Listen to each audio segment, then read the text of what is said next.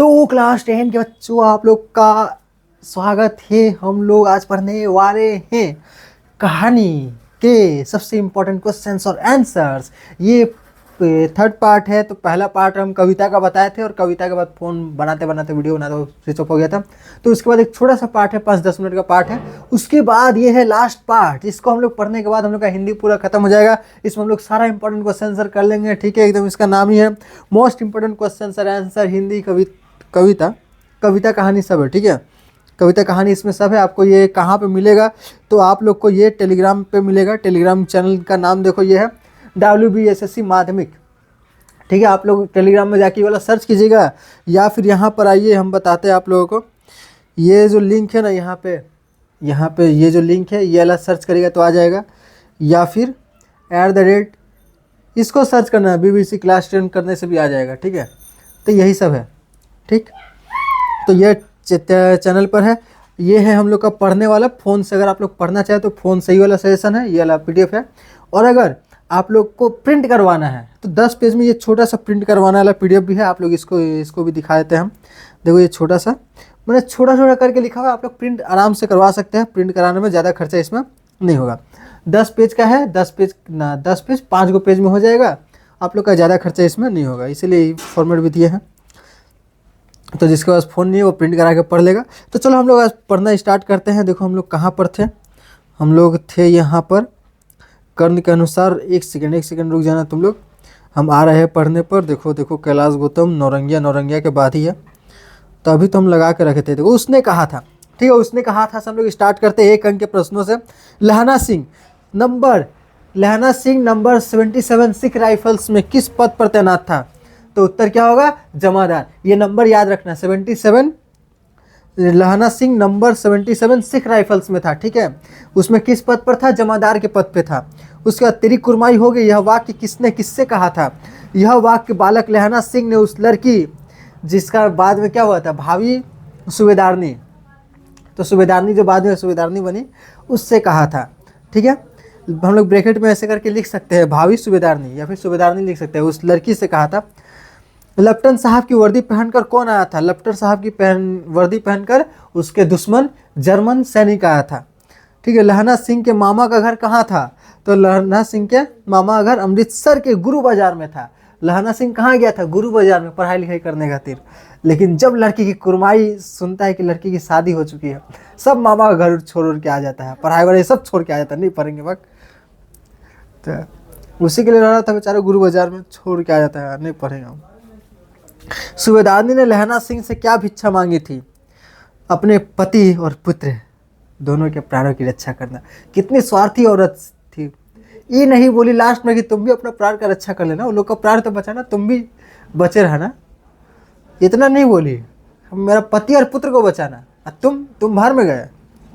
ठीक है, तो सूबेदारनी लहना सिंह से क्या भिक्षा मांगी थी? अपने पति हजारा सिंह। देखो ब्रैकेट में इसे नाम लिख दोगी तो और अच्छा नंबर आता है। ठीक है, पूरा फुल मार्क्स मिलता है कि इसको याद है, ये पढ़ी लिखी आदमी है, पढ़ा लिखा है। ठीक है, अपने पति हजारा सिंह और पुत्र बोधा सिंह के प्राणों की रक्षा करने की वो क्या मांगती है? भिक्षा मांगती है। और ये इतना शॉर्ट में मत लिखना, पूरा आंसर लिखना। यहाँ पर तो ये शॉर्ट में आंसर लिखा है ना, जैसे कि अपने पति हजारा सिंह और पुत्र, तो पूरा लिखना तुम।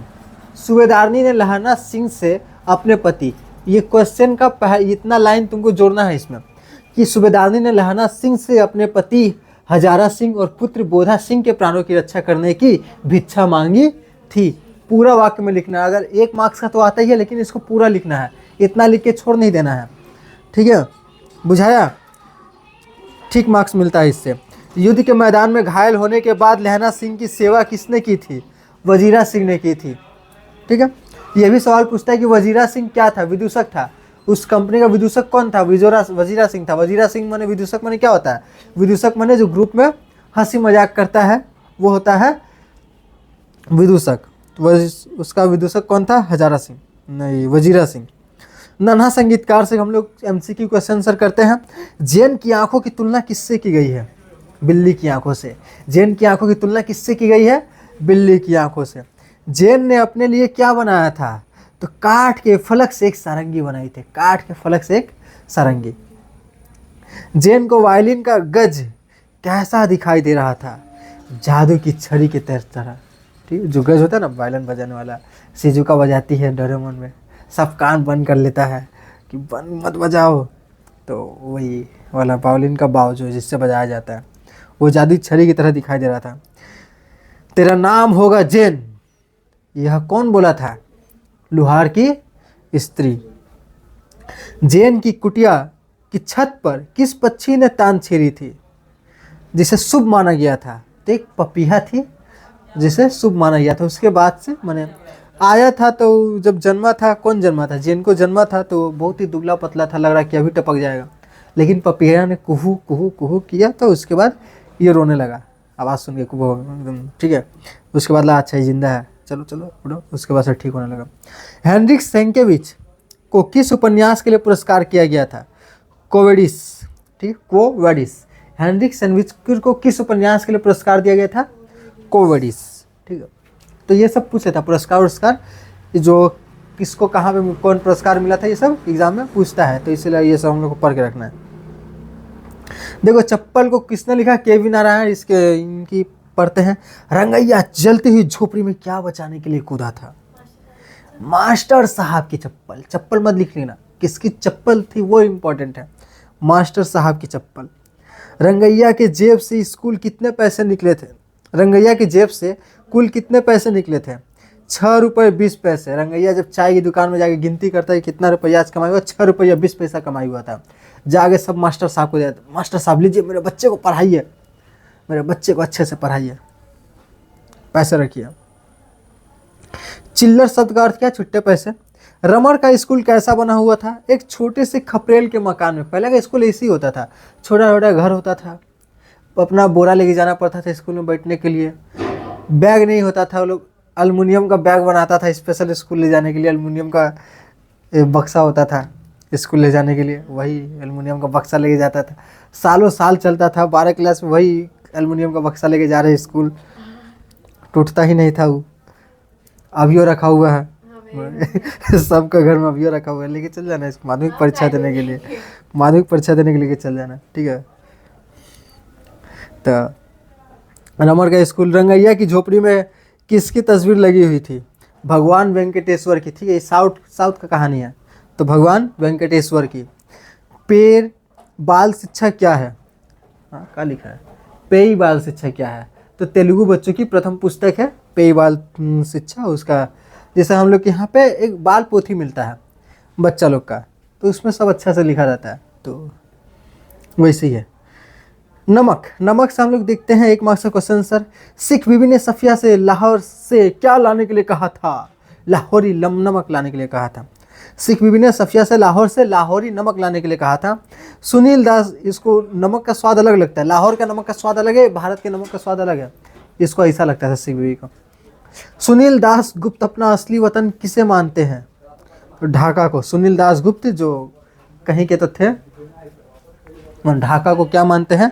अपना असली वतन मानते हैं, लेकिन पहले बांग्लादेश में रहते थे, भाग के आज ये भारत में। सफिया का भाई किस पद पर कार्य करता था? पुलिस अफसर था सफिया का भाई। सफिया के सामानों की जांच अमृतसर में किस प्लेटफॉर्म पर हो रही थी? पूछ लेता है सब, रेलवे स्टेशन पर, अमृतसर रेलवे स्टेशन पर हो रही थी। इस चैप्टर से बड़ा अजीब सवाल पूछ रहा है, बोल रहा है कि ये क्या पूछा था, उसने जो फलों की टोकरी थी कहाँ रखा था? पलंग के ऊपर रखा था, पलंग के नीचे रखा था? ये कौन सा बात हुआ? अजीब सा क्वेश्चन है कि कोना में लुका के रखा था। अजीब अजीब सवाल पूछा इस चैप्टर से, तो पूछ सकता है कौन सा रेलवे स्टेशन है। लाहौर के कस्टम अधिकारी ने सफिया को क्या तोहफा दिया था? लाहौर के कस्टम अधिकारी ने सफिया को तोहफा क्या दिया? किनू। किनू एक तरह का फल है जो कि 2 फलों के मिश्रण से बनता है। किनू एक लाल लाल नींबू की तरह ही रहता है। मोहब्बत तो कस्टम से इस तरह गुजर जाती है कि कानून हैरान रह जाते। इस यह किस पाठ की पंक्ति है? तो नमक कहानी से। ये पूछा गया क्वेश्चन है प्रीवियस ईयर में। धावक से हम लोग बात करते हैं। धावक हम बोले थे पिछला वीडियो में कि धावक को हम पढ़ाएंगे किसी दिन। धावक बहुत ही बढ़िया कहानी है, लेकिन किताब पढ़ने से समझ में नहीं आता है। धावक पढ़ी है किताब से, धावक को समझ में आया था किताब उसका सब, मैंने कैसा कहानी, हम 10 क्लास में थे, हमको खुदे समझ में नहीं आया धावक कौन कहानी है। वो तो फिर जब पढ़ाई 1-2 साल उसके बाद हमको समझ में, अच्छा धावक बढ़िया कहानी है। 10th क्लास हमको खुद ही नहीं समझ में आता था धावक कौन कहानी है। पिछला साल ही समझ में आया है, 2025 में, 2026 में समझ में आया, 2024 में समझ में आया था धावक कौन कहानी है। समझ में नहीं आता था क्या कहानी लिखा, अजीब अजीब शब्द था, मुश्किल था। भंबलदा का पूरा नाम क्या है? भवरंजन चटर्जी। ठीक है, भंबलदा का पूरा नाम भवरंजन चटर्जी। और अगर बोलते हैं भंबलदा का पूरा नाम भवरंजन चटर्जी। लोग भंबलदा को अन्य किस नाम से पुकारते थे? बम बोले भैया, ये इंपॉर्टेंट है। लोग भंबलदा को अन्य किस नाम से पुकारते थे? बम बोले भैया। ठीक है। भंबलदा मैट्रिक की परीक्षा में कितनी बार फेल हुए थे? ये तो नहीं बोले, 4 बार फेल हुए थे मैट्रिक की परीक्षा, फिर भी उन्होंने हार नहीं मानी। ठीक है, 4 बार फेल होना तुम भी, लेकिन हार मत मानना। इंपॉर्टेंट है, हार मत मानना। ठीक, हार मत मानना। भले 4 बार 5 बार फेल हो जाओ, 6 बार फेल हो जाओ, हार हो। अच्छा, पहले मुश्किल होता था मैट्रिक का परीक्षा, अंग्रेजी में सब पूछता था, ऊपर से एक वो किताब नहीं, ये तो लाइफ साइंस का किताब इतना मोटा, पुराना किताब उठा इतना मोटा लाइफ साइंस का किताब, उसमें 9 का भी है 10 का भी है, और 9 10 दोनों मिला के पूछेगा माध्यमिक में।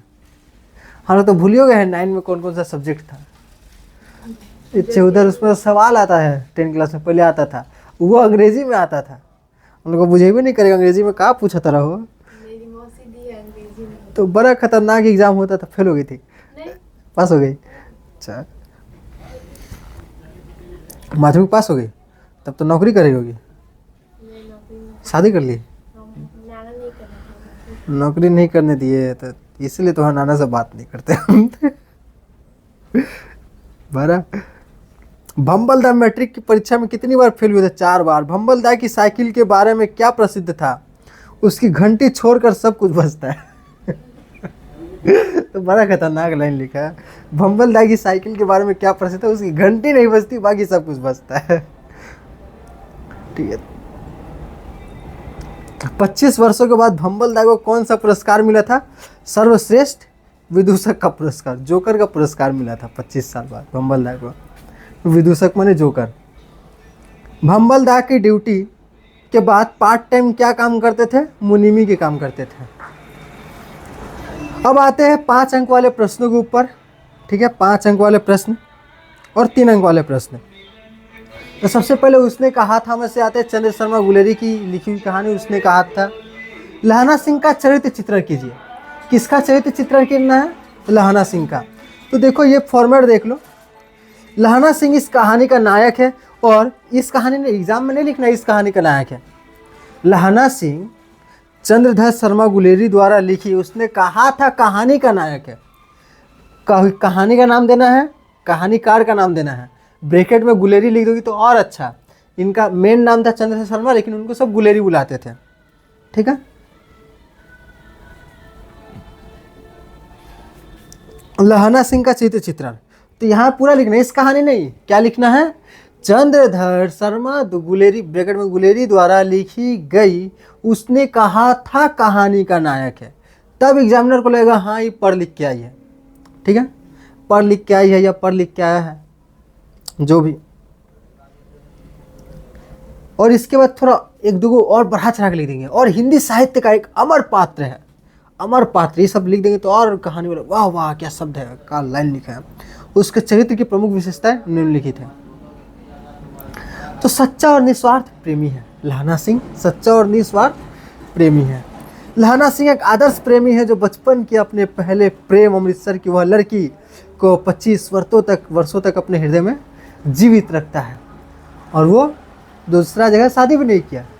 25 साल पहले प्रेम हुआ था, अभी तक उसके ध्यान में है। वीर और निडर। और अभी का 10 क्लास का बच्चा लोग 10 में अभी तक 25 होगा। वीर और निडर, कुछ लड़की लोग भी। वीर और निडर सैनिक, तुम लोग अच्छे हो, तुम लोगों को छोड़कर बाकी सबके बारे में बात की जा रही है, जो इस वीडियो को नहीं देख रहे हैं तुम लोग। वीर और निडर सैनिक, वह युद्ध से भागने वाला नहीं है। वीर और निडर सैनिक पूरा खतरनाक जगह फंस गया है। यहाँ पर वो लोग का आधा आदमी चल गया उधर, आधा आदमी इधर से भी कम है, आधा से भी कम है, इधर से अटैक हो गया है, लेकिन मैदान छोड़ के नहीं भागता। वीर और निडर सैनिक है वह, युद्ध से भागने वाला नहीं बल्कि मोर्चे पर लड़ने वाला वीर सैनिक है। उसका मानना है कि बिना लड़े सिपाही खराब हो जाता है। कुशाग्र बुद्धि, उसका दिमाग कितना तेज था सोचो वह कहानी में। अत्यंत बुद्धिमान है, जिसने अपनी चतुर बातों से नकली लेफ्टिनेंट साहब को पहचान लिया और अपनी पूरी पलटन को मरने से बचा लिया। कैसे बोला कि सिगरेट पियोगे, फिर अपने बात पलटाया कि नील गाय का शिकार किए थे हम दोनों, पता है ना। बोलता हाँ हाँ, 2 फुट का सींग था नील गाय का। तो वो सब बात याद है, कैसे करके फंसाया था और उसको दे रहा था सिगरेट पीने के लिए। लो सिगरेट पी लो, पियो लहना सिंह। तो बेचारे को पता नहीं था कि सिख लोग सिगरेट नहीं पीते हैं। मानवीय संवेदना से भरपूर कठोर सैनिक होने के बावजूद उसके मन में इतना दया है कि बोधा सिंह बीमार था तो उसको अपना जैकेट उतार के दे दिया। उसको झूठ बोला कि देखो और भी बहुत सारा जैकेट है मेरे पास, लेकिन ठंडी में कांपता रहा रात भर। बोधा सिंह को अपना जैकेट उतार के दे दिया। वचन का पक्का आदमी है, जो कहानी में उसके बारे में अच्छा लग रहा है वो सब वही हो जाएगा उसका कैरेक्टरिस्टिक्स, ठीक है, विशेषता। वचन का पक्का आदमी है। सूबेदारनी द्वारा अपने पति और पुत्र की रक्षा के लिए मांगे गए भिक्षु के वचन को वह अपने प्राण देकर पूरा करता है। अंत में वो शहीद हो जाता है, लेकिन अपना कर्तव्य और प्रेम दोनों निभाता है। ठीक है, तो झूठ मूठ का मर जाता है ये। 2 गोली लगता है इसको बेचारा का। उसने कहा था शीर्षक की सार्थकता स्पष्ट कर। इस शीर्षक की सार्थकता का मतलब होता है कि उसने कहा था कहानी का ये नाम सही बैठाया है लेखक ने कि नहीं बैठाया है। कभी मत बोलना कि नहीं ठीक नहीं बैठाया, हमेशा क्या बोलना है, एकदम 1 नंबर सबसे बढ़िया, इससे बढ़िया तो कुछ हो ही नहीं सकता था नाम। ऐसा हमेशा लिख के, मैंने इस सब तरीके से नहीं लिखना है, ऐसे लिखना है। उसने कहा था शीर्षक कहानी की पूरी कथा वस्तु को अपने भीतर समेटे हुए और अत्यंत सार्थक है। हमेशा क्या लिखना, अत्यंत सार्थक है, बहुत बढ़िया है, यही नाम होना चाहिए था। ठीक है, खुद से मत देना विचार, नहीं तो एग्जामिनर लोग बोलेगा अच्छा तुम चंद्रमधर शर्मा गुलेरी से ज़्यादा चालाक है, ज़्यादा बुद्धि हो गया तो 10 में परफेक्ट करता है, इसका नंबर काटेंगे। रुक, जहाँ बोली ना खराब नाम नहीं दिया तो हमको लगता था नाम ठीक नहीं लग रहा है, नाम चेंज कर देते हैं। ये सब सवाल पूछेगा ना, कोई ज़्यादा सियाना होता है, वो लोग बोलेगी ना उसने कहा था नाम ठीक नहीं लग रहा है, नाम होना चाहिए, का नाम होना चाहिए अमर प्रेम की कहानी। खतरनाक नाम लिख दिया, अमर प्रेम की कहानी। लो, तो ये कहानी नाम हम खुद से मत बोलना कि ठीक है। कहानी का केंद्र बिंदु वह वाक्य है जो सूबेदारनी ने लहना सिंह से युद्ध पर जाने से पहले कहा था, मेरे पति और पुत्र के प्राणों की रक्षा करना। पूरा कहानी इसी पे जाता है, ठीक, इसीलिए मर भी जाता है, मेरा पति और पुत्र के प्राणों की रक्षा करना। पूरी कहानी इसी एक कहे हुए वचन के इर्द गिर्द घूमती है। लहना सिंह, बस बताना है कि ये कहानी का नाम कैसे सही है, ठीक है, इसको पढ़ लेना अच्छे से। सार्थकता इसका नहीं पूछेगा, किसी और का पूछेगा, दीपदान का पूछ लेगा, किसी का भी पूछ सकता है। चप्पल कहानी की सार्थकता बताओ, उसने कहा था कि सार्थकता बताओ। तीसरी कसम की सार्थकता बताओ, कहानी नाम की सार्थकता बताओ, किसी का भी नाम का सार्थकता पूछ लेगा। लेकिन अगर तुमको एक का फॉर्मेट याद रही, कैसे इसको पढ़ा गया था, कैसे इसको बनाया गया था, उसका भी हो ही जाएगा। ठीक है, ये तो पूछता ही पूछता है, ये 100 किसी का भी सार्थकता पूछेगा ही। इस साल इस चैप्टर के सार्थकता पूछे जाने की ज़्यादा चांसेस है। फिर भी सब काम लोग को पढ़ लेना है। मेन पात्र का हम लोग को चरित्र चित्रण पता ही होना चाहिए। ये जो क्वेश्चन का आंसर है ये सिर्फ बहुत ज़्यादा इंपॉर्टेंट वाला है। ऐसे आप लोग को हर एक पात्र का, जैसे बढ़िया पात्र कौन हो गया, भैरव पांडे हो गया, नौरंगिया हो गई खतरनाक पात्र, रामदास डरपोक नहीं है, वो भी साहसी है, उन लोग का चरित्र चित्र पता होना चाहिए। तो देखो, कहानी का केंद्र बिंदु वह वाक्य है जो सूबेदारनी ने लहरा सिंह के से लाम पर जाने से पहले, युद्ध पर जाने से पहले कहा था, मेरे पति और पुत्र के प्राणों की रक्षा करना। पूरी कहानी इसी कहे हुए वचन के इर्द गिर्द घूमती है। लहना सिंह 25 वर्षों के बाद भी अपनी बचपन की स्मृतियों को संजो कर रखता है, और जब वो लड़की जो अब सूबेदारनी है उससे अपने परिवार की रक्षा की भीख मांगती है तो वह इसे अपना परम कर्तव्य मान लेता है। युद्ध के मैदान में लहना सिंह हर कदम पर सूबेदार हजारा सिंह और बोधा सिंह की रक्षा करता है, यहाँ तक कि वह खुद घायल हो जाता है, लेकिन उन्हें अस्पताल की गाड़ी में सुरक्षित भेज देता है। यहीं पर ही बेवकूफ़ी करता है।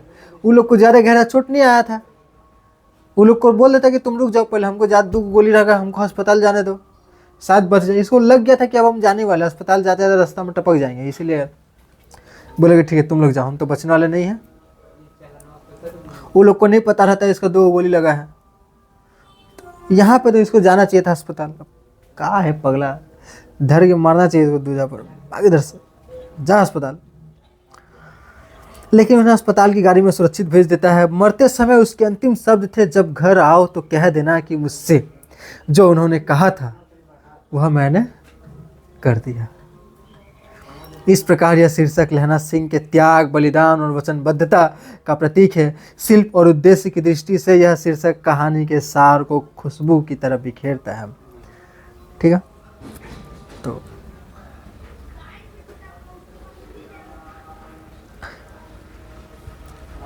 इसके बाद नन्हा संगीतकार से हम लोग पढ़ते हैं। देखो 5 अंक का प्रश्न। अब देखो लग रहा है 30 मिनट का वीडियो बन गया है, 21 मिनट का वीडियो बन गया है। तो नन्हा संगीतकार जेन का चरित्र चित्रण कर। देखो जेनको का चरित्र चित्रण, जेन एक अत्यंत मार्मिक और सहानुभूतिपूर्ण पात्र है। सहानुभूतिपूर्ण मतलब कि जिसको पढ़ के दया है, ऐसा लड़का है वो। ये कितना बेचारा कितना कष्ट में है, थोड़ा हम लोग के मन में दया आएगा उसको पढ़ने के बाद। तो अगर नन्हा संगीतकार पढ़ने के बाद तुम लोग की आंखों में आंसू नहीं आता, तुम लोग इंसान नहीं हो। आया था आंसू, रोना आया था, नहीं आया, इंसान नहीं है तुम। पत्थर हो चुका है तुम लोग का मन, हृदय पत्थर हो चुका है। जेनको का चरित्र चित्रण। जेन एक अत्यंत मार्मिक और सहानुभूतिपूर्ण पात्र है। उसके चरित्र के प्रमुख बिंदु इस प्रकार है। शारीरिक रूप से दुर्बल, जेन जन्म से ही इतना कमजोर था कि लोगों को उसके बचने की उम्मीद नहीं थी। उसकी देह झुकी हुई और गाल पिचके हुए थे। संगीत का दीवाना, इसके जो खासियत है वही लिख देना। शारीरिक रूप से दुर्बल था, यही इसका खासियत है। ठीक है, संगीत का दीवाना था। संगीत के प्रति उसका प्रेम जुनून की सीमा तक था। उसे प्रकृति की हर आवाज़, हवा की सरसराहट, मेढक की टर्राहट और पक्षियों की चहचहाहट। देखो ये कितना अच्छा वाक्य लिखा है, एग्जामिनर पढ़ के खुश हो जाएगा। हवा की सरसराहट, मेढक की टर्राहट और पक्षियों की चहचहाहट में संगीत सुनाई देता था। प्रतिभावान और सृजनशील, गरीबी के कारण जब वह वायलिन नहीं खरीद पाया तो उसने लकड़ी के टुकड़े और घोड़े के बाल से खुद ही एक सारंगी बना ली। ये पूछता है कि सारंगी में किसके बाल लगे, क्या लगा हुआ था, घास का तिनका, रस्सी या फिर घोड़े के बाल? तो घोड़े के बाल लगे हुए थे। अभावग्रस्त और उपेक्षित जीवन, उसका बचपन गरीबी और भूख के संघर्ष में बीता। समाज ने उसकी प्रतिभा को पहचानने के बजाय उसे हमेशा उपेक्षित रखा। बदनसीब कलाकार, केवल एक वायलिन को छूने की चाहत ने उसे चोर बना दिया। उसकी मासूमियत ही उसकी मौत का कारण बनी, क्योंकि यह बेत की कठोर सजा सहन नहीं कर सका। और इस कहानी का सबसे दर्द भरा लाइन, माँ भगवान मुझे स्वर्ग में असली वायलिन देगा ना? इस कथन की मार्मिकता स्पष्ट करो। तो यह कथन जेन की मृत्यु सैया पर कही गई अंतिम इच्छा है, जो पाठक के हृदय को झकझोर देती है। बेत की बेरहम सजा पाने के बाद जब जेन अपनी आखिरी सांस ले रहा था, तब भी उसके मन में संगीत की चाहत खत्म नहीं हुई थी। वह जानता था कि इस निर्दयी संसार में उसे कभी वायलिन नहीं मिल पाएगा, जहां उसे संगीत प्रेम के बदले मौत मिली। यह प्रश्न उसकी मासूमियत और इस संसार की क्रूरता को दर्शाता है, जहां एक कलाकार अपनी कला के लिए केवल स्वर्ग से ही उम्मीद लगा सकता है। ठीक है, पढ़ लेना, समझ में आ रहा है बोले तो? ठीक है, इसको समझाने की दरकार ही नहीं है, आसान हिंदी में तो लिखा है, आसान शब्दों में लिखा हुआ है, तो एक बार पढ़ लेने से ही आ जाएगा समझ में, समझाने की दरकार नहीं पड़ेगा। चप्पल, के.वी. नारायण चप्पल से हम लोग कहानी पढ़ते हैं। मास्टर साहब का चरित्र चित्रण कीजिए। मास्टर साहब का चरित्र चित्रण आ चुका है एक बार एग्जाम में। मास्टर साहब इस कहानी में एक आदर्श गुरु के रूप में उभरते हैं। उनके चरित्र की विशेषताएं निम्नलिखित है। प्रभावशाली व्यक्तित्व, उनका व्यक्तित्व दूसरों को तुरंत प्रभावित करने वाला है। सफ़ेद धोती, मस्तक पर भस्म और चंदन का तिलक उनकी गरिमा को बढ़ाता है। तो टीचर वाला कपड़ा ही पहनते हैं बढ़िया सा। जाति पाति के भेदभाव से मुक्त है। ब्राह्मण होने के बावजूद उनके मन में भेदभाव नहीं है। वे दलित छात्र रमण को अपने बेटे की तरह मानते हैं और उसे अपनी रसोई में खाना खिलाते हैं। कर्तव्यनिष्ठ शिक्षक, वे एक समर्पित शिक्षक है जो बच्चों को केवल किताबों का ज्ञान नहीं देते बल्कि उनके भविष्य की जिम्मेदारी भी लेते हैं। वे रमण की पढ़ाई का सारा भार खुद पर उठा लेते हैं। स्नेह और वात्सल्य, वे पिता की तरह अपने छात्रों से प्रेम करते हैं और उनमें ज्ञान की ज्योति जलाते हैं। उनकी बात रंगैया को अमृत के समान लगती है। किसी का भी चरित्र चित्र पूछ लेगा, बोल देना अच्छा से समझ के, कहानी तो पढ़ा हुआ है ही, बस बना बना के वैसे कुछ कुछ पॉइंट देकर उसके बारे में लिख देना। जैसे कि मान लो अचानक से पूछ दिया कि बताओ रंगैया का चरित्र चित्र बताओ, तो रंगैया कैसा है? रंगैया का चरित्र चित्र लिखेंगे हम लोग, नया सीखने को इच्छुक। तो जब रंगैया स्कूल में जाता है तो रंगैया जब स्कूल में जाता है तो उसको भी पढ़ने का इच्छा चाहता है, जागता है, पता है ना। जाके मास्टर साहब से बात करता है कि मुझे भी पढ़ना है, कैसे पढ़ेंगे? तो वो लोग बताता है कि देखो कि शनि रविवार को रात को स्कूल पढ़ाई होता है, तुम लोग आ जाना उसमें, ठीक। तो बोला ठीक है। तो ये पढ़ने में इच्छुक था, नया कुछ सीखने में इच्छुक था, यही इसका विशेषता हो जाएगा। आदर्श पिता, अपने खुद पढ़ लिख नहीं पाया, मोची का काम करता है, फिर भी अपने बच्चे को पढ़ने के लिए भेजता है, अपने बच्चे को रुपए भी देता है, ठीक है। कर्तव्यनिष्ठ, रंगैया से बढ़िया चप्पल बनाने वाला उससे बेहतर कहीं नहीं था। कर्तव्य एकदम काम में एकदम नंबर 1 था, ठीक है। अपने काम में अव्वल भी लिख सकते हैं, ये अपने काम में अव्वल 3 नंबर पॉइंट।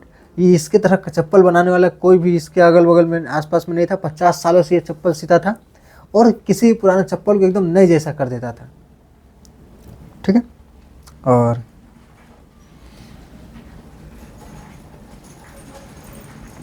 शिक्षक के प्रति भक्ति, लास्ट में लिख देना कि उनकी चप्पल मात्र को बचाने के लिए वो क्या हुआ, आग में कूद गया, मात्र चप्पल को बचाने के लिए। और कुछ विशेषता रंगैया का दिख रहा है? रंगैया कुछ और विशेषता दिखे तो यही 4 गो विशेषता है, और कुछ विशेषता है? बस इतना ही है, 4 गो विशेषता, 4 गो लिख देना। रंगैया के बलिदान और उसकी भावना को स्पष्ट करें। तो रंगैया एक गरीब चर्मकार है जिसके लिए उसके बेटे का गुरु मास्टर साहब साक्षात भगवान के समान है। देखो चमड़े का काम करता है और उस समय ऐसे लोगों को पढ़ाया लिखाया नहीं जाता था, वो लोग से दूर रहा जाता था। उस समय मास्टरदा ने उसके बच्चे को पढ़ाया। जब मास्टर साहब के घर में आग लगती है, मास्टर साहब के घर में ना यहाँ पे कुछ गलत लिख दिया है। जब मास्टर साहब के घर में तो आग नहीं लगती, रंगैया के घर में आग लगती है। जब रंगैया घर में आग लगती है तो रंगैया अपनी जान की परवाह किए बिना जलती हुई झोपड़ी में कूद जाता है। वो वहाँ से धन या गहने नहीं बल्कि मास्टर साहब की चप्पलें बचाने की कोशिश करता है। इस कोशिश में वो बुरी तरह झुलस जाता है और मर जाता है। उसका यह बलिदान दर्शाता है कि एक गुरु के उपकार का ऋण चुकाने के लिए वो अपने प्राणों को आहुति देने को ही तैयार था। वो दृश्य को भी हम लोग लिख सके तो लिख देना कि चप्पल वो पीठ के छाती के बल था और उसके पूरे पीठ पूरा जल चुका था, और जब उसको उल्टा किया गया तो चप्पल उसके छाती से लगे हुए थे, दोनों हाथ चप्पल को बचाए हुए थे और चप्पल बिल्कुल सही सलामत थे। रंगैया जल चुका था लेकिन चप्पल सलामत थे। बाद में मास्टर साहब भी अपना माथा पटक रहा होगा, बाद कौन पागल आदमी को चप्पल सीने खातिर दे दिए चप्पलें तो था, जल जाता, पगला आदमी चप्पल खातिर झोपड़ी में कूद गया। तो उसका बाद मास्टर साहब चप्पलें पहनना छोड़ दिए होंगे, ये चप्पलें नहीं पहनेंगे, मेरा चप्पल के चलते एक जन आदमी का जान चला गया। नमक से हम लोग पढ़ते हैं, रजिया सज्जाद जहीर। सफिया के मन के द्वंद्व का वर्णन कीजिए। सफिया जब लाहौर से वापस भारत आ रही थी तो उसके मन में लाहौरी नमक को लेकर गहरा द्वंद्व, मानसिक संघर्ष चल रहा था। सफिया ने सिख बीबी से वादा किया था कि वह उनके लिए लाहौर का नमक लाएगी। समस्या यह थी कि पाकिस्तान से भारत नमक ले जाना गैर कानूनी था। उसके भाई जो एक पुलिस अफसर थे ने उनसे चेतावनी दी थी कि अगर वह पकड़ी गई तो उसे सज़ा हो सकती है और बदनामी भी होगी। सफिया के मन में एक तरफ कानून का डर था और दूसरी तरफ मोहब्बत का वह तोहफा था जिसे वह हर हाल में पहुंचाना चाहती थी। पहले उसने सोचा कि वह नमक को किनुओं की टोकरी के नीचे छिपा कर ले जाएगी, लेकिन उसका स्वाभिमान और इंसानियत उसे ऐसा करने से रोक रही थी। उसे लगा कि मोहब्बत का तोहफा चोरी से नहीं जाना चाहिए। अंततः उसने फैसला किया कि वह इसे छिपा कर नहीं बल्कि कस्टम अधिकारियों को दिखा कर लेकर जाएगी। यह द्वंद्व कानून और भावनाओं के बीच की जीत को दर्शाता है। उसके मन में यही द्वंद्व चल रहा था कि दिखाए कि नहीं दिखाए। ठीक है, मोहब्बत तो कस्टम से इस तरह गुजर जाती है कि कानून हैरान रह जाता है। आशा स्पष्ट करें। यह वाक्य लाहौर की कस्टम ऑफिसर ने सफिया से तब कहा जब उसने ईमानदारी से नमक ले जाने की बात स्वीकार की। इसका आशय है कि मानवीय भावनाएं और आपसी प्रेम भौगोलिक सरहदों और कठोर कानूनों से कहीं अधिक शक्तिशाली होते हैं। जब अधिकारी ने सफिया की कहानी सुनी तो उसका दिल पिघल गया और उसने कानून को दरकिनार कर भावना का सम्मान किया। यह दर्शाता है कि जहाँ सच्चा प्रेम और ईमानदारी होती है वह कानून भी रास्ता देता है। तो नमक ही तो लेके जाना था। कानून अफसर को बोल दे, देखो कानून इसीलिए लेके जा रहे हैं, नमक इसीलिए लेके जा रहे हैं, कानून है नहीं लेके जाने का, मुझको जाने दो, तो जाने देता। तो धावक भंबल दा का चरित्र चित्रण कीजिए। भंबल दा इस कहानी का एक संघर्षशील और स्वाभिमान नायक है। उनकी विशेषताएं निम्नलिखित है। खेलों के प्रति अटूट जुनून है। भंबल दा की विशेषता बहुत सारी है। खेलों के प्रति अटूट जुनून। वे 25 वर्ष से लगातार हर खेल प्रतियोगिता में भाग लेते आ रहे हैं। भले ही वे कभी प्रथम नहीं आए, लेकिन दौड़ पूरी करना उनकी शान थी। दौड़ते थे, सब भंबल दा को देखने के लिए जाते थे, भंबल दा आएंगे। ठीक है। मातृभक्त, वे अपनी माँ से बहुत प्रेम करते थे। उन्होंने कभी भी एक तुच्छ पुरस्कार के लिए माँ की झूठी सौगंध नहीं खाई, जो उनके गहरे संस्कारों को दर्शाता है। अपनी 2 भाई थे, एक भाई बहुत पैसे वाला भी था, वो अपनी माता को छोड़कर चला जाता है, लेकिन भंबल दा जिनके पास जो कुछ पैसे ही कमाते थे वही अपना सारा पैसा अपनी माँ की दवाई में खर्च करते थे, अपनी माँ की देखभाल वही करते थे भंबल दा। और जो उनका भाई अमीर था वो अलग रहता था। मातृभक्त थे। समाज सेवक, वे दूसरों के दुख सुख में हमेशा खड़े रहते थे। किसी को अस्पताल पहुंचाना हो या किसी की अर्थी को कंधा देना, भंबल दा हमेशा तैयार रहते थे। पारिवारिक जिम्मेदारी, कम वेतन के बावजूद उन्होंने अपनी विधवा बहन को हर महीने 50 रुपये भेजे। उन्होंने अपनी माँ के इलाज के लिए खुद का विवाह तक नहीं किया। अत्यंत स्वाभिमान, उन्होंने कभी भी गलत तरीके से या अपनी भावी पत्नी के एहसान से जीना स्वीकार नहीं किया। उन्होंने विदूषक का पुरस्कार लेने से मना कर दिया क्योंकि वह उनके गौरव के खिलाफ था। अशोक दा और भंबल दा की उपलब्धियों में युगों का फासला क्यों था? लेखक ने दोनों भाइयों की उपलब्धियों के अंतर को युगों का फासला कहकर समाज की विडंबना को उजागर किया है। अशोक दा व्यवस्था के साथ तालमेल बिठाकर और शायद गलत रास्तों को अपनाकर एक बड़े पद चीफ पर्सनल मैनेजर तक पहुंच गए थे। उनके पास धन, रुतबा और सुख सुविधाएं थी। वे शान से जीने या दुनिया से कुछ कर जाने के सिद्धांत में विश्वास करते थे। इसके विपरीत भंबल दा जीवन भर एक साधारण क्लर्क ही बने रहे। उनकी दौड़ केवल मैदान तक सीमित नहीं थी, बल्कि वे पारिवारिक बोझ और समाज सेवा की दौड़ में पीछे रह गए। उन्होंने कभी भी अपनी ईमानदारी और स्वाभिमान से समझौता नहीं किया। भंबल दा की उपलब्धि आत्मिक संतोष और सम्मान की थी, जबकि अशोक दा की उपलब्धि भौतिक रुतबे की थी। सफलता के सामाजिक पैमाने पर अशोक दा बहुत आगे थे, लेकिन नैतिक पैमाने पर भंबल दा का स्थान बहुत ऊंचा था।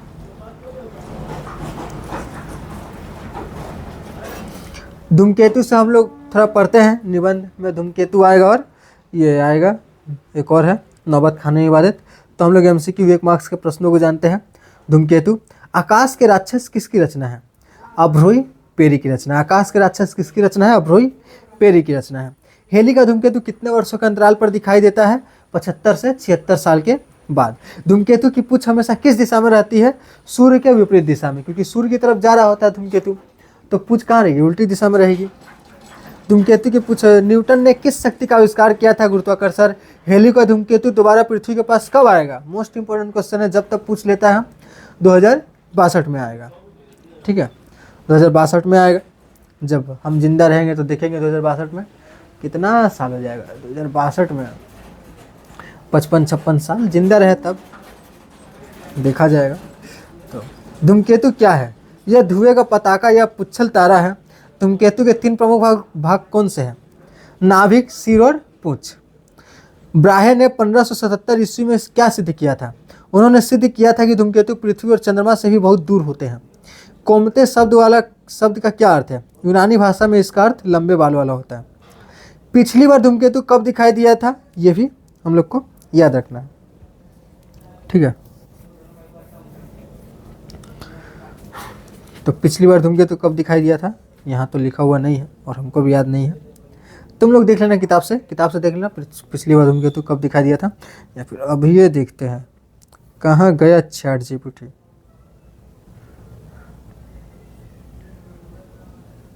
अभी पूछते हैं ChatGPT, बताओ पिछली बार हेली धूमकेतु कब दिखाई दिया था। तो 1 सेकंड में ये उत्तर बता देगा, पिछली बार हेली धूमकेतु कब दिखाई दिया था। तो देखो बता दिया, पिछली बार 1986 में दिखाई गया था, ठीक है। 76 साल में एक बार दिखाई देता है, अगली बार 1986 में, और अगली बार धूमकेतु 2061 में यहाँ पे लिखा गया, लेकिन तुम लोग 2062 याद रखना, क्योंकि किताब में 2061 62 दोनों लिख देना, ठीक है। 1986 में दिखाया गया था, तुम लोग किताब में 1962 2062 लिखा है ना, 62 याद रखना। तो बस अब तुम लोग थोड़ा आराम कर लो, 5 मिनट पानी वानी पी के आओ आराम से, उसके बाद पढ़ना। तो अब नौबत खाने में इबादत के MCQs को देखते हैं। नौबत खाने के बाद बिस्मिल्लाह खा के बचपन का नाम क्या था? अमीरुद्दीन। बिस्मिल्लाह खा के बचपन का नाम क्या था? अमीरुद्दीन। किसे संस्कृति की पाठशाला कहा गया है? काशी को। किसे संस्कृति की पाठशाला कहा गया है? काशी को। अमीरुद्दीन। बिस्मिल्लाह खा का जन्म कहाँ हुआ था? डुमराव में, बिहार के में डुमराव एक जगह का नाम है, वहाँ पे। बिस्मिल्लाह खां को भारत सरकार ने किस सर्वोच्च सम्मान से नवाजा था? भारत रत्न से।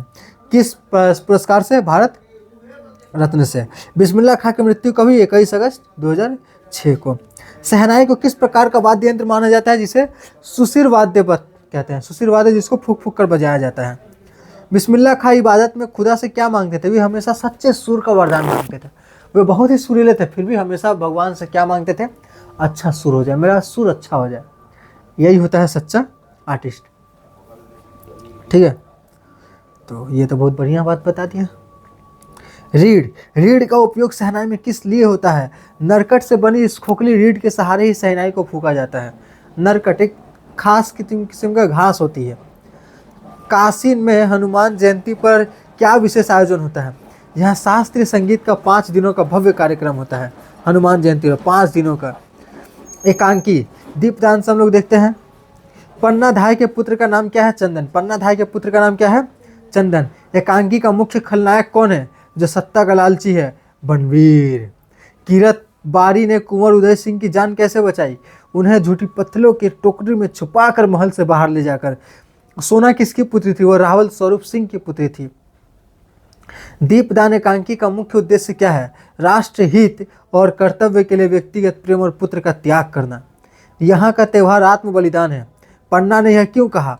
क्योंकि उसने चित्तौड़ के भविष्य उदय सिंह को बचाने के लिए अपने पुत्र की बलि दी थी। पन्ना ने बनवीर के प्रलोभन को ठुकराते हुए क्या कहा? राजपुतानी व्यापार नहीं करती, वह या तो रणभूमि पर चढ़ती है या चिता पर।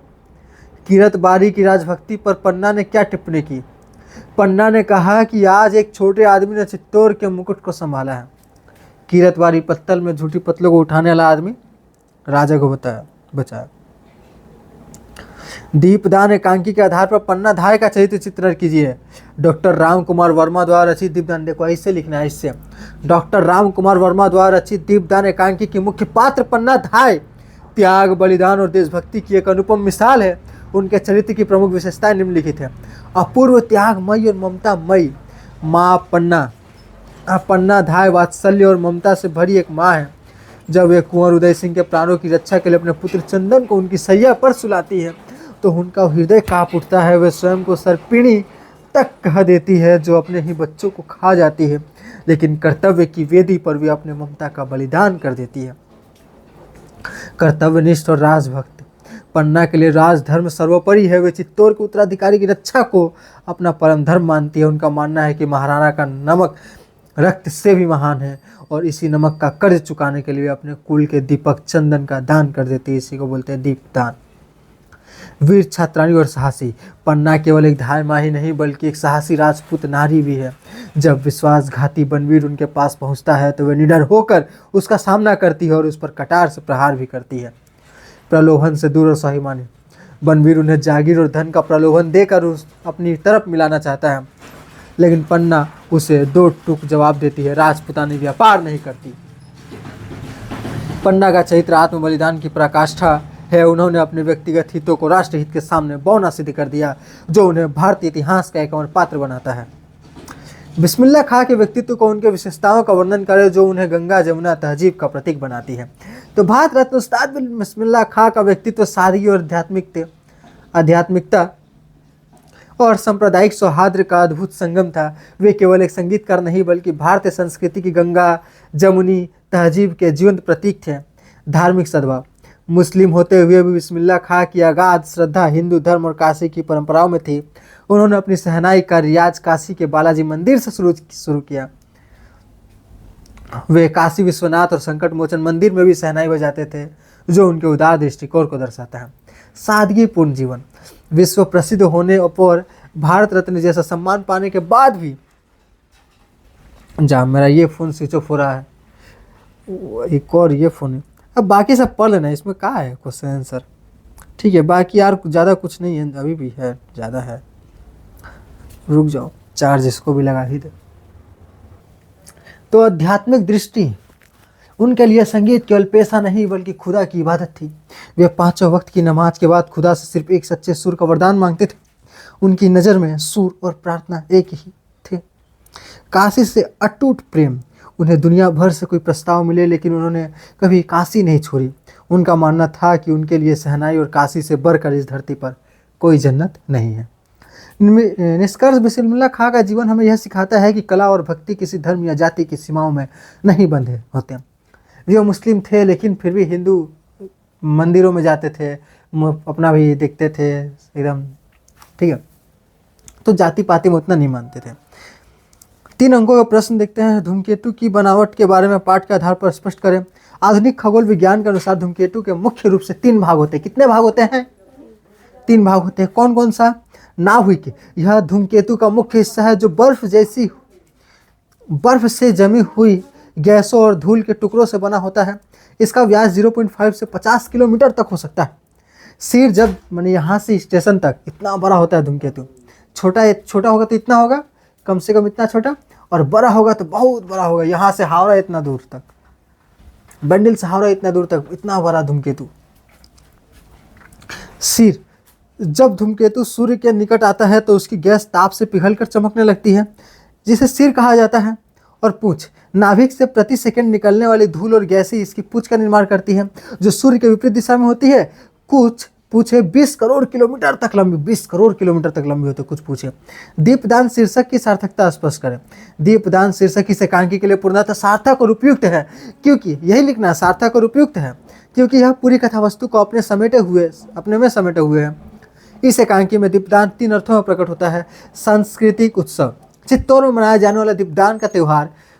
पन्ना का बलिदान, 2.5 माह पन्ना ने राष्ट्रहित के लिए अपने कुलदीपक का बलिदान कर दिया। अच्छा, ये बहुत छोटा करके लिखा गया है। 3 मार्क्स का आएगा तो ऐसे लिखना, 5 मार्क्स का है तो बहुत बढ़ा के लिखना, ठीक है। पॉइंट यही सब हो जाएगा। बनवीर का कृत्य, सत्ता के लालची बनवीर ने किसका चरित्र से, हाँ, बनवीर का कृत्य, सत्ता के लालची बनवीर ने यमराज को प्रसन्न करने के लिए चंदन की हत्या को अपना दीपदान माना। इस प्रकार त्याग और स्वार्थ के इन 2 विपरीत दीपदानों के कारण ही शीर्षक सटीक है। तीसरी कसम बहुत ही उम्दा कहानी है। तीसरी कसम बहुत खतरनाक, एकदम बहुत बढ़िया कहानी, क्लास 10 की सबसे बढ़िया कहानी तीसरी कसम कहानी के आधार पर हीराबाई का चित्रण कीजिए। हीराबाई भी बहुत बढ़िया पात्र, एकदम हीराबाई और कौन था, हीरामन। हीराबाई का रोल क्या है? हीराबाई का रोल ज़्यादा कुछ नहीं, हीरामन का रोल है थोड़ा ज़्यादा। हीराबाई तीसरी कसम कहानी के मुख्य स्त्री पात्र और एक सफल नौटंकी कलाकार है। वो मथुरा मोहन नौटंकी कंपनी में लैला का अभिनय करती है। इसके चरित्र की प्रमुख विशेषता निम्नलिखित है। आकर्षक और प्रभावशाली व्यक्तित्व। हीराबाई अत्यंत सुंदर है और उसकी बोली फेनु गिलासी यानी बहुत मीठी है। उसकी आवाज़ सुनकर हीरामन जैसा भोला गाड़ीवान भी अचरज में पड़ जाता है। साधारण जीवन की चाहत, एक प्रसिद्ध कलाकार होने के बावजूद हीरा भाई के भीतर एक साधारण महिला छिपी है। उसे कथा कहानी सुनने का बहुत शौक है और वह हीरा मन के भोलेपन और उसकी बातों से बहुत प्रभावित होती है। मर्यादित और स्नेह स्वभाव हीराबाई हीरामन को केवल एक गाड़ीवान नहीं समझती बल्कि उसे मित्र मानती है। वह समाज की एक सवाल आया था कि एक क्वेश्चन मेरा स्टूडेंट पूछ गया था कि हीराबाई हीरामन को क्या कहकर पुकारती है। अब पिछला बार एक स्टूडेंट पूछ लिया था हमसे एग्ज़ाम के पहले, हम भी सोच रहे हीरामन क्या कहकर बुलाती है। और हम भी परेशान खोज रहे, किताब पढ़ रहे, बार बार कहानी को पढ़ रहे, हमको समझ में नहीं आ रहा क्या कहकर पुकारती है। उसको बोले हैं, उनको बताते हैं। अब हम पढ़ रहे बार बार, फिर लास्ट में जाके मिला, अच्छा मीता कहकर पुकारती है। मीता माने मित्र।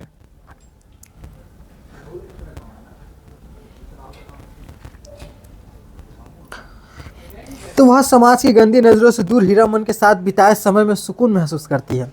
मजबूर कलाकार हीराबाई का जीवन विरोधाभासों से भरा है। वह मंच पर रानी बनती है लेकिन असल जिंदगी में वह अपनी कंपनी की माल मात्र है, लदनी। अंत में वह अपनी भावनाओं को दबाकर अपनी दुनिया में लौट जाती है क्योंकि उसे पता है कि उसका और हीरामन का साथ अस्थायी नहीं हो सकता।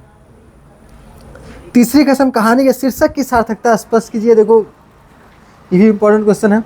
फणीश्वर नाथ रेणु द्वारा लिखित इस कहानी की शीर्षक तीसरी कसम उर्फ मारे गए गुलफाम अत्यंत सटीक और सार्थक है। पूरी कहानी नायक हीरामन द्वारा खाई गई कसमों के इर्द गिर्द बुनी गई है। हीरामन एक गाड़ीवान है जो अपनी काम के दौरान मिले कड़वे अनुभवों से कसम खाता है। उसने पहली कसम तब खाई जब उसे गाड़ी में चोर बाजारी का माल पकड़ा गया था। दूसरी कसम उसने तब खाई जब उसने गाड़ी में लदे बांस ने किसी को घायल कर दिया था। लेकिन कहानी का मुख्य आधार तीसरी कसम है। यह कसम उसने हीराबाई के साथ हुए भावनात्मक अलगाव के बाद खाई। हीराबाई एक नौटंकी कलाकार थी जिससे हीरामन को निस्वार्थ प्रेम हो गया था। जब हीराबाई उसे छोड़कर चली जाती है तो हीरामन दुखी होकर तीसरी कसम खाता है कि वह अब कभी किसी कंपनी की औरत नौटंकी कलाकार की लदनी अपनी गाड़ी में नहीं ला देगा। यह शीर्षक न केवल कहानी की मुख्य घटना को दर्शाती है बल्कि हीरामन के भोलेपन और उसके टूटे हुए हृदय की वेदना को भी व्यक्त करती है। कर्मनाशा की हार, शिव प्रसाद सिंह, इसके हम लोग पढ़ते हैं। कर्मनाशा की हार मानवता की जीत की कहानी है, इस कथन की समीक्षा कीजिए। एक बात लिख देखिए, कर्मनाशा की हार मानवता की जीत की कहानी है, इस बात को तुमको बताना है कि सही बोला जा रहा है कि नहीं। कर्मनाशा की हार भारतीय ग्रामीण परिवेश में फैले अंधविश्वासों पर प्रहार करने वाली एक सशक्त कहानी है। कहानी में कर्मनाशा नदी की बाढ़ को लेकर यह अंधविश्वास फैला है कि जब कर्मनाशा नदी की बाढ़ को जब तक नदी को किसी मनुष्य की बलि नहीं दी जाती तब तक बाढ़ नहीं रुकती। जब नई डी गांव बाढ़ की चपेट में आता है तो लोग कुलदीप और फुलमत को अवैध संबंधों को इसका कारण मानकर उन्हें और उनके नवजात बच्चे को नदी में फेंकने की बात करते हैं। गांव के मुखिया और अन्य लोग इस क्रूर परंपरा का समर्थन करते हैं, लेकिन कहानी के नायक भैरव पांडे इस रूढ़िवादी सोच के खिलाफ खड़े हो जाते हैं। वे अपने भाई कुलदीप, फुलमत और बच्चे को बचाने के लिए पूरे गांव से टकरा जाते हैं। वे स्पष्ट कहते हैं कि बाढ़ का कारण पाप नहीं बल्कि प्रकृति है और बलि देना पाप है। अंत में भैरव पांडे की दृढ़ता के आगे गांव के अंधविश्वासों की हार होती है। नदी की किसी की बलि नहीं मिलती और फिर भी बाढ़ कम होने लगती है। यह घटना सिद्ध करती है कि मानवता और तर्क की शक्ति हमेशा अंधविश्वास से बरी होती है। भैरव पांडे का चरित्र चित्रण, मर्यादा और स्वाभिमान के रक्षक। भैरव पांडे नईदी गांव के एक प्रतिष्ठित व्यक्ति है। वे अपने खानदान की मर्यादा को बहुत महत्व देते हैं। अंधविश्वास विरोधी और तार्किक, वे गांव के पुराने और क्रूर अंधविश्वासों को नहीं मानते। जब पूरा गांव कर्मनाशा नदी की शांत करने के लिए एक निर्दोष महिला और बच्चे की बलि मांगता है तो वे अकेले खड़े होकर उसका विरोध करते हैं। मानवतावादी और साहसी, उनके लिए मानवता किसी भी रूढ़ी से ऊपर है। वे न केवल फुलमत को अपने घर में पनाह देते हैं बल्कि उसे अपनी बहू का दर्जा भी देते हैं। वे समाज के बहिष्कार की चिंता किए बिना सच का साथ देते हैं। त्यागी और उदार, वे अपने छोटे भाई कुलदीप से पिता की तरह प्रेम करते हैं और उसके दोषों को सुधारने का अवसर देते हैं। भैरव पांडे का चरित्र हमें यह सिखा देता है कि सच्चा इंसान वही है जो कठिन समय में धर्म और अंधविश्वास के नाम पर होने वाली क्रूरता को रोक सके। और लास्ट हम लोग का जांच अभी जारी में से है, और इसके बाद थोड़ा सा व्याकरण, उसके बाद खत्म हो जाएगा। जांच अभी जारी और थोड़ा सा है। तो जांच अभी जारी है, जांच अभी जारी है। कहानी के आधार पर अपर्णा का चरित्र चित्रण कीजिए। अपर्णा जांच अभी जारी है कहानी का मुख्य पात्र है, जो एक कामकाजी महिला के संघर्ष और उसके स्वाभिमान का प्रतीक है। उसके चरित्र की विशेषता इस प्रकार है: शिक्षित और स्वाभिमानी। अपर्णा एक शिक्षित महिला है जिसने बैंक में नौकरी के लिए कॉलेज की अपनी पुरानी नौकरी छोड़ दी थी। वह अपने काम के प्रति बहुत ईमानदार और एकाग्र है। दृढ़ और निडर। जब बैंक के अधिकारी द्वारा उस पर धोखाधड़ी का झूठा आरोप लगाया जाता है तो वह घबराती नहीं, उससे अपनी सच्चाई पर पूरा भरोसा है और वह अन्याय के खिलाफ लड़ने का फैसला करती है। शोषक व्यवस्था का शिकार। अपर्णा बैंक के भ्रष्ट माहौल और पुरुष प्रधान मानसिकता का सामना करती है।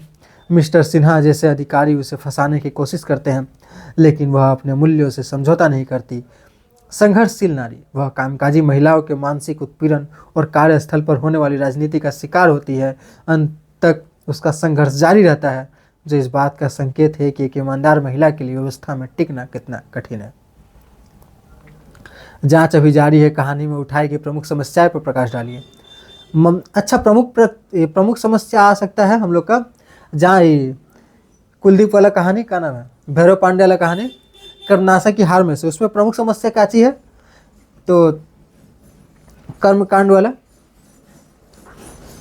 कर्मकांड, ये सब कर्मकांड में विश्वास करते हैं, क्रूर प्रथा पर विश्वास करते हैं, अंधविश्वास पर विश्वास करते हैं। अंधविश्वास है उनके मन में बहुत ज़्यादा। ममता कालिया द्वारा लिखित यह कहानी आज, तो इसमें क्या दिया गया है, जांच अभी जारी में है। मेन समस्या क्या है? ममता कालिया द्वारा लिखित यह कहानी आज के कॉर्पोरेट और बैंकिंग क्षेत्र में कार्यरत महिलाओं की समस्या को बहुत ही सूक्ष्मता से उजागर करती है। कहानी में निम्नलिखित समस्याओं को उठाया गया है: नारी उत्पीड़न और मानसिक तनाव।